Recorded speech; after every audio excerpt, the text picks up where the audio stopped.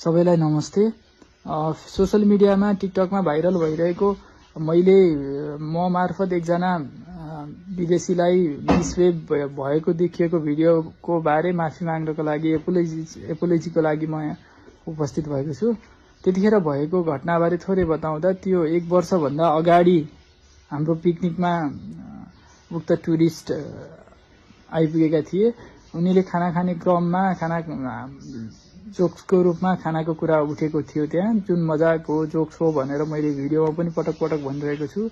र त्यो पिकनिकको परिस्थितिले गर्दा त्यसपछि उसले भिडियो खिचिरहेको कुरालाई भिडियो चाहिँ नखिचिदिनु, भिडियो खिच्नुभन्दा अगाडि त कम्तीमा सोधिदिनु भनेर कन्सेन्ट लिइदिनु, मलाई भिडियो खिचेको मन परेन भनेर मैले उसलाई बताउन खोजेको हो। अब त्यो परिस्थितिले गर्दा त्यहाँ अलिकति रुड भएको देखिएको रहेछ। मेरो रुड हुने अथवा उसलाई थर्काउने भन्ने कुनै नियत थिएन। उसलाई त्यस्तो परेको रहेछ, त्यसको लागि I deeply apologise for that. म त्यसको लागि एकदमै माफी चाहन्छु। मेरो इन्टेन्सन त्यो थिएन। खालि भिडियो चाहिँ कन्सेन्ट नलिकन खिच्नु ठिक होइन भन्ने थियो। तर त्यो पिकनिकको माहौल परिस्थितिले गर्दा अलिकति रुड भएको देखिएको रहेछ, चर्को भएको देखिएको रहेछ। कुनै घुम्न आएको विदेशी पाहुनालाई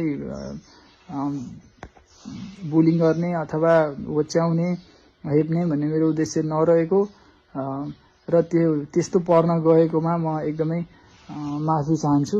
धन्यवाद।